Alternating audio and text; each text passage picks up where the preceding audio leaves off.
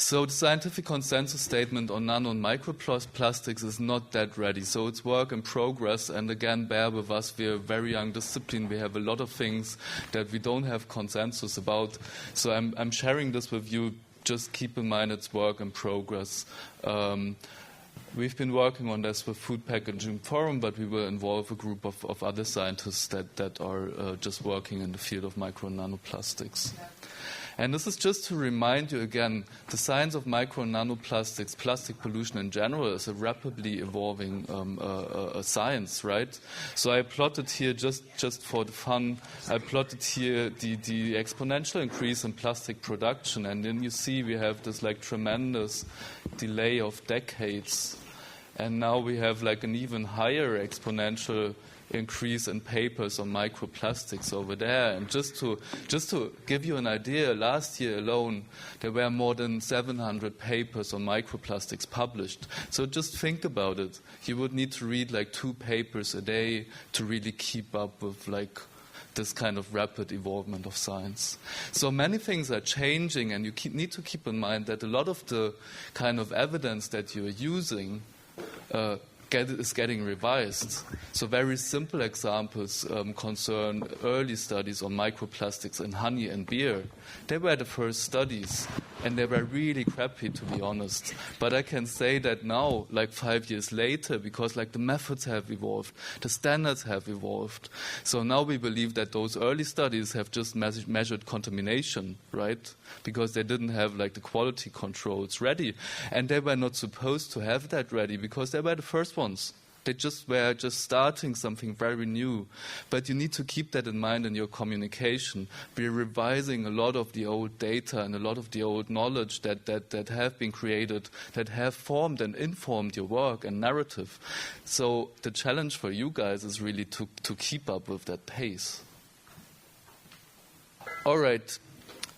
Some other things I really want to make clear, and I'm quoting my friend and colleague here, Chelsea Rochman. You need to understand that microplastics are not microplastics, in a sense that pesticides are not pesticides. We're talking about a huge group of materials. So far we know about 5,500 different chemical formulations of plastics on the market. So all calling them plastic pollution is very silly.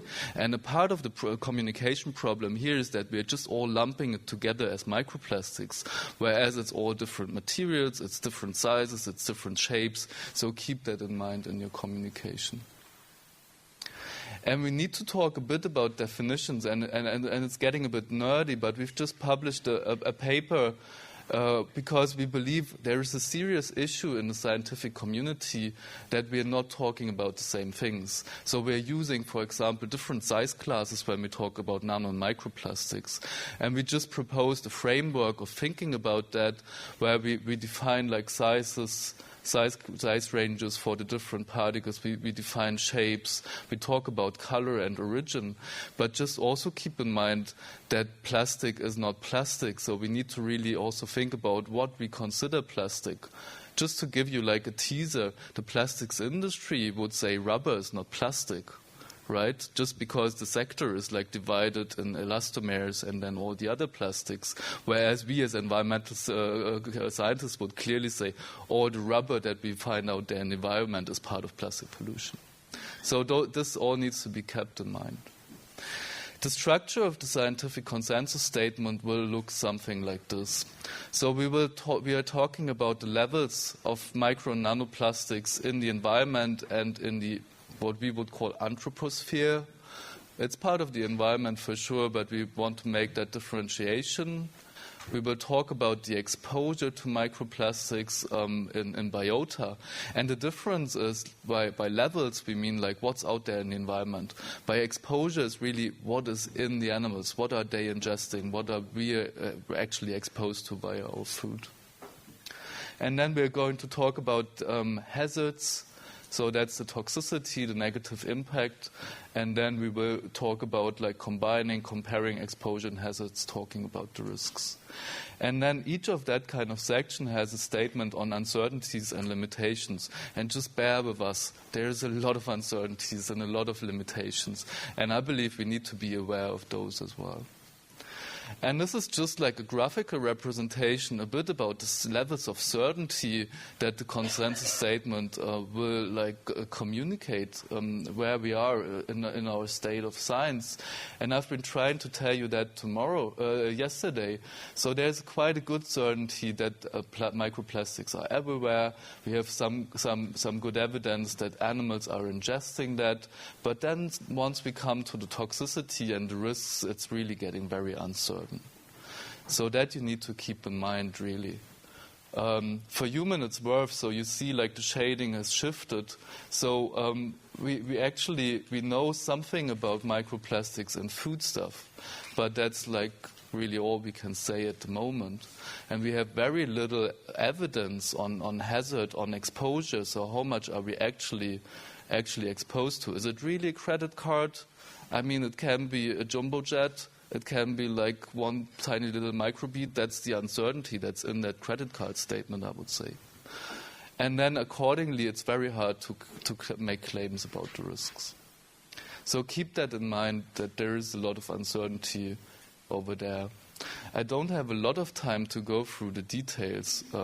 Maybe I need to improvise and just pick out stuff. So we've been talking about the environment, a lot of data on the marine system, emerging evidence that freshwater systems are contaminated at least the same level.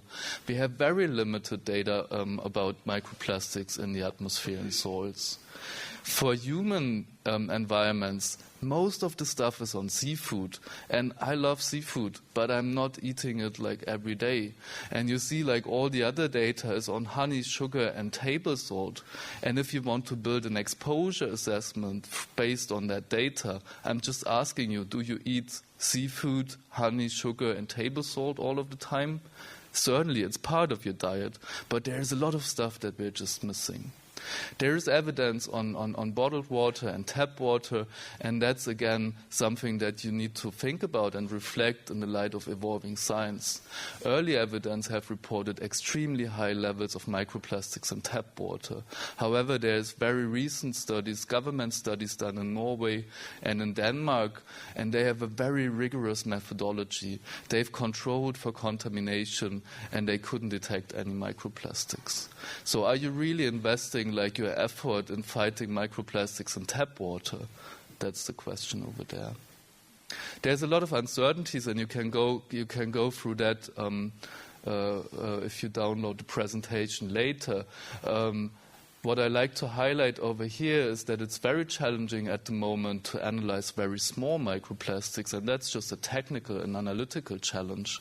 So we know a lot about large microplastics in the environment, and I would say, like, because we're missing the smaller part, we're really underestimating the levels. We don't have the possibility, and that needs to be very clear, we are not able to measure nanoplastics in the environment in complex samples. It's just technically not possible. And that's like one of the problems why we cannot really talk about nanoplastics at the moment. We cannot detect them. We have done some studies showing that they're generated during the degradation of plastic. So when you do it in the lab, you can analyze, you can detect them, but we have no idea what the levels in the environment, including the human food chain, for example, is. If we talk about exposure, again, there's just a few things I want to highlight over here. I said, like, we have a lot of information on shellfish, fish, seabirds. We have some information on invertebrates, on marine mammals. And if we look at the rates of microplastic ingestion in the field, typically we find them in between 80% of the in 80% of the animals that we look at. So the probability of exposure seems to be very high. And that goes in line that microplastics are simply everywhere. However, you need to keep in mind the levels that we find in animals are super low. It's often one piece of microplastic per animal. It's not that they're exposed to like thousands of particles. So the levels are very low. For human exposure, it's mostly theoretical considerations that we talk about today. As I said, like there is no data, so there's no estimates really to make. The levels are unknown. Ingestion and inhalation appear to be the major routes of exposure. Dermal uptake is very unlikely, even though there is no data on that. And all the estimates, like the credit cards, are very uncertain. Not going into the uncertainty and limitations too much. It's not working anymore.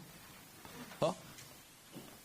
A bit about the hazard and toxicity. So what is it actually doing? You need to think about that this is again very evolving and emerging. We're seeing a broad range of effects in all kinds of animals. And it's very hard to really systematize what is really the one action. It's not like endocrine disruption where we can look at reproduction and you're quite certain that you find something. It has been mainly studied in freshwater species, and that's because in environmental toxicology, those are like the model animals that are standardized, everybody's using. So that's where we have most knowledge about. We know that microplastic exposure affects survival, reproduction, development. It also has metabolic effects, stress and immune response effects. Again, in humans, it's all theoretical considerations. There's very early and very old knowledge on occupational exposures, for example, from workers in PVC plants, but there it's very hard to say if it's coming from chemical exposures, vinyl chloride, or if it's coming from microplastics. There's very interesting literature, and just a side note and nerdy stuff, from orthopedics. So if you have like a plastic prosthetic, and those have been made from super high density polyethylene, there is kind of indication that this induces inflammation because the prosthetic will abrade, it will release microplastics directly to your tissues. So there's evidence out there.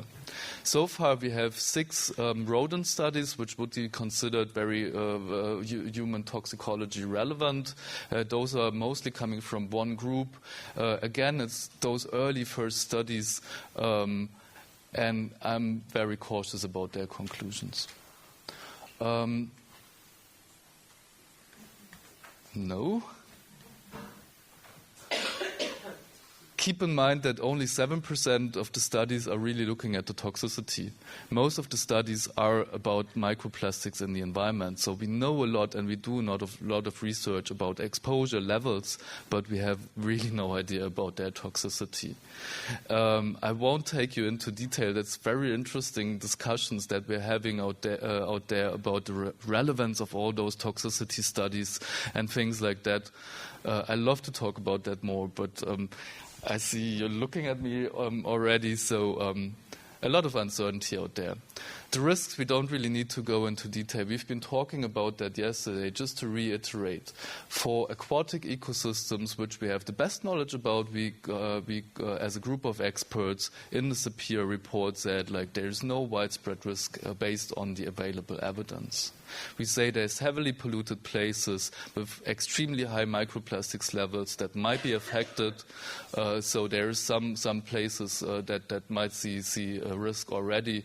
And then again, if we continue a business as usual model scenario, all of the experts are concerned that we will see risks in the future. And I guess that's an argument that you can use. For humans, it's simply impossible to assess the risk to our health just because the data is not there. So making claims about that, you will never hear from any scientist. I mean, we just don't know. So it's not that we are going to say there is no risk for human health, but we will say we cannot assess the risk to human health because the science is not there. That's all for that. I hope that clarified some stuff. I guess you have a lot of questions. Just see me in the breaks. Just track me somewhere and we can talk about those. Thank you.